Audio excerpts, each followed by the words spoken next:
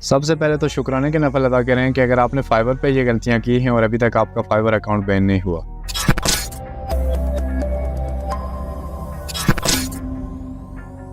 बिस्मिल्लाहिर्रहमानिर्रहीम। सबसे पहले तो बहुत माजरत के इंतहाई कोशिश के बाद भी वीकली वीडियोस नहीं आ रही हैं, तो ज़ाती मसरूफियात की वजह से मैं वीकली वीडियोस अपलोड नहीं कर पा रहा, लेकिन इंशाल्लाह अब कोशिश करूंगा कि कम से कम वीक में एक वीडियो ज़रूर अपलोड करूं जिससे आपकी ज़्यादा से ज़्यादा हेल्प हो सके। तो चलते हैं आज के टॉपिक पे, क्योंकि कुछ लोग तो बिल्कुल न्यू हैं फाइवर पे, उनको पता नहीं है कि फाइवर की कितनी स्ट्रिक्ट पॉलिसीज़ हैं और किन किन वजूहात की बिना पे फाइवर आपका अकाउंट या तो डीरैंक कर लेता है या फिर उसको बैन कर लेता है। तो मैं आज आपके साथ ऐसी 8 मिस्टेक्स शेयर करूंगा जो आपने कभी भी फाइवर पे नहीं करनी है, नहीं तो फिर बाद में बैठ के आप रोते रहेंगे और फिर बोलेंगे कि किसी ने बताया नहीं। तो चलते हैं मिस्टेक नंबर 1 की तरफ। लेकिन उससे पहले अगर आप चैनल पे न्यू हैं तो वीडियो को लाजमी लाइक करना, चैनल को सब्सक्राइब करना। अगर आपने अभी तक चैनल को सब्सक्राइब नहीं किया तो कैसे नहीं किया, ये तो हो नहीं सकता। तो चैनल को लाजमी सब्सक्राइब करें, वीडियो को लाइक करें और बेल नोटिफिकेशन को ऑन करें ताकि मेरी हर आने वाली वीडियो की नोटिफिकेशन आप तक पहुंचे, जो आपको और मुझे ऑनलाइन फील्ड में ग्रो होने में हेल्प करे। तो चलते हैं अपने टॉपिक की तरफ। गिग बनाते हुए कभी भी आपने किसी का मटेरियल कॉपी नहीं करना, आपने किसी की पिक्चर यूज नहीं करनी, आपने किसी की डिस्क्रिप्शन यूज नहीं करनी, आपने किसी का सेम टाइटल या सेम टैग्स नहीं यूज करने। हमेशा आपने उसमें कुछ ना कुछ चेंजिंग्स रखनी है, नहीं तो फाइवर आपकी गिग को रिमूव कर देगा और आपके अकाउंट पे वार्निंग आ जाएगी। अच्छा, फाइवर की गिग बनाने का मुकम्मल मेथड मेरे यूट्यूब चैनल पर अपलोडेड है, इस वीडियो के एंड पे मैं आपको उसका लिंक भी दे दूंगा। मिस्टेक नंबर 2 ये है कि आपने कभी भी किसी सेलर से वर्क नहीं मांगना। मैं देखता हूँ कि बहुत सारे न्यू जो सेलर्स हैं वो अक्सर मुझे मैसेज करते रहते हैं कि अगर आपके पास काम ज्यादा है तो आप हमें भी काम दें। तो ये फाइवर की गाइडलाइंस के सख्त खिलाफ है। आप कभी भी किसी सेलर से काम नहीं मांग सकते। आपने अपनी प्रोफाइल अच्छे से क्रिएट करनी है ताकि बायर्स खुद आपको अप्रोच करें और आपको काम दे। मिस्टेक नंबर 3 ये है कि आपने ऑनलाइन रहने के लिए ऑटो रिफ्रेश नहीं यूज करना। अब बहुत सारे लोग हैरान हो रहे होंगे कि हम तो बहुत अरसे से यूज कर रहे हैं, अभी तक कोई प्रॉब्लम नहीं हुई। तो भाई, प्रॉब्लम एकदम से नहीं होती। मैं खुद अपनी प्रोफाइल पे ऑटो रिफ्रेश यूज कर रहा हूँ, लेकिन उसके कुछ तरीकेकार हैं। ये बात ज़हन में रखें कि फाइवर कभी भी आपके अकाउंट को एकदम से बैन नहीं करता। वो बहुत सारी चीजें देख के काफी अरसा आपके अकाउंट पे नजर रखता है, उसके बाद आपके अकाउंट को डिलीट करता है। तो जो लोग ऑटो रिफ्रेश यूज कर रहे हैं उनको सबसे पहले जो मेरा मशवरा है कि आपने ऑटो रिफ्रेश उस सूरत में यूज करना है कि जब भी बायर कोई आपसे कांटेक्ट करे, आप ज़ाहिर है उसको ऑनलाइन शो होंगे तो आपसे कांटेक्ट करेगा, तो आप विदिन 5 मिनट्स उसको रिप्लाई कर सकें। इन केस अगर आप उसको रिप्लाई नहीं करते तो फाइवर ये चीज़ डिटेक्ट करेगा। आप सबसे पहले तो आपका रिस्पांस रेट गिराएगा और जब उसको पता लगेगा कि ये बंदा कोई एक्सटेंशन यूज कर रहा है ऑनलाइन रहने के लिए और बायर्स को रिप्लाई भी नहीं कर रहा, तो वो आपका अकाउंट बैन कर देगा। तो बहुत से लोग वो ऑटो रिफ्रेश यूज कर रहे हैं जिसपे फिक्स टाइमर सेट होता है, मतलब हर 4 मिनट के बाद या हर 5 मिनट के बाद आपका पेज ऑटो रिफ्रेश हो जाता है। तो आपने कभी भी वो ऑटो रिफ्रेश यूज नहीं करना। मैं आपको रिकमेंड करूंगा कि आपने ऑटो रिफ्रेश प्लस यूज करना है। इसमें आपको रैंडम टाइमर का ऑप्शन मिलेगा। तो मेरा मशवरा आपको यह है कि आपने 2 या 3 मिनट से लेके 10 मिनट तक इसको सेट करना है, ताकि इसके दरमियान ये कभी 3 मिनट के बाद रिफ्रेश हो जाएगा, कभी 5 मिनट के बाद रिफ्रेश हो जाएगा या फिर कभी 10 मिनट के बाद रिफ्रेश होगा।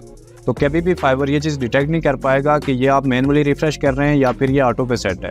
मिस्टेक नंबर 4 ये है कि आपने कभी भी फेक ऑर्डर्स नहीं लगवाने। अच्छा, बहुत से लोग फेक ऑर्डर्स लगवाते हैं कि हमारी गिग पे इंप्रेशन आएंगे और हमें ऑर्डर्स मिलेंगे। भाई ऐसा होता है, इसमें कोई शक नहीं है, लेकिन फाइवर कोई बच्चा नहीं है कि उसको पता ना लगे कि आपने फेक ऑर्डर लगवाया है। तो कहावत एक मशहूर है कि नकल भी अकल से होती है। अगर आपने फेक ऑर्डर्स ही लगवाने हैं तो मेरा आपको मशवरा है कि आप ऑथेंटिक बायर से लगवाएं, जो बायर पहले भी फाइवर पे सर्विसेज ले रहा है। अगर आप एकदम किसी न्यू बंदे से फेक ऑर्डर लगवाएंगे और उसमें आप कोई चीज भी डिलीवर नहीं करेंगे, फाइवर ने अगर चेक कर दिया तो एकदम आपका अकाउंट डिलीट हो जाएगा। तो आपने ऐसा करना है कि जब भी आप कोई फेक ऑर्डर लगवाएं तो वो फुल प्रोसेस के साथ हो। आपने डायरेक्ट अपनी गिग का लिंक बायर को नहीं सेंड करना, बल्कि बायर खुद फाइवर पे आए, वो सर्च में जाए, सर्च में जाके आपकी गिग को सर्च करे, उसके बाद वो आपको मैसेज करे। मैसेज पे आपने उससे पूरा प्रोजेक्ट डिस्कस करना है, उसके बाद वो आपको ऑर्डर लगाएगा, आपने वो काम करके उसको डिलीवर करना है, तो फिर बायर उसको एक्सेप्ट करे और आपको रेटिंग दे। तो इस तरीके से अगर आप चलेंगे तो फाइवर कभी भी डिटेक्ट नहीं कर पाएगा कि ये आपने फेक ऑर्डर लगवाया है। तो ऑर्डर कंप्लीट होने के बाद आपने कभी भी किसी क्लाइंट से रेटिंग नहीं मांगनी। अक्सर लोगों की आदत होती है कि वो क्लाइंट से रेटिंग मांगते हैं कि हमें 5 स्टार दे दें, हमें एक अच्छा रिव्यू डालें। तो कभी भी आपने ये गलती नहीं करनी, नहीं तो फाइवर आपके अकाउंट को बैन कर देगा। ये क्लाइंट की अपनी चॉइस होती है, अगर उसको आपका काम पसंद आएगा तो वो आपको खुद ब खुद रेटिंग दे देगा। हाँ, आप उसको याद दहानी करवा सकते हैं, लेकिन आप उसको मजबूर नहीं कर सकते। आप क्लाइंट को ये कह सकते हैं कि अगर आपको मेरा काम अच्छा लगा हो तो आप कंप्लीटेड ऑर्डर पे फीडबैक दे सकते हैं। आपने कभी भी मैसेज पे रिव्यू या 5 स्टार के वर्ड को यूज नहीं करना, बल्कि आपने फीडबैक के वर्ड को यूज करना है। मिस्टेक नंबर 4 ये है कि आपने कभी भी अपनी कॉन्टैक्ट इन्फॉर्मेशन नहीं शेयर करनी।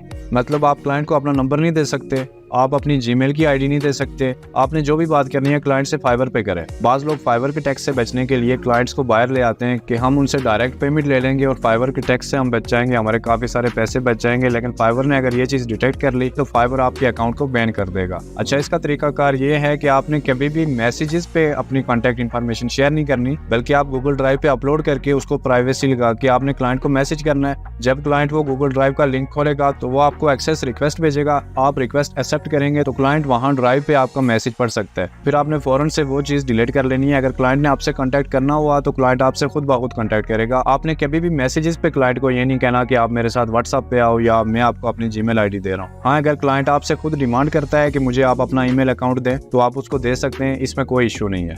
मिस्टेक नंबर 6 ये है कि जब भी आपको कोई क्लाइंट ऑर्डर कैंसिल की रिक्वेस्ट भेजे, मतलब अगर क्लाइंट को आपका काम अच्छा नहीं लगा है और उसने आपको ऑर्डर कैंसिल की रिक्वेस्ट भेज दिया, आपने वो रिक्वेस्ट कभी भी एक्सेप्ट नहीं करनी है।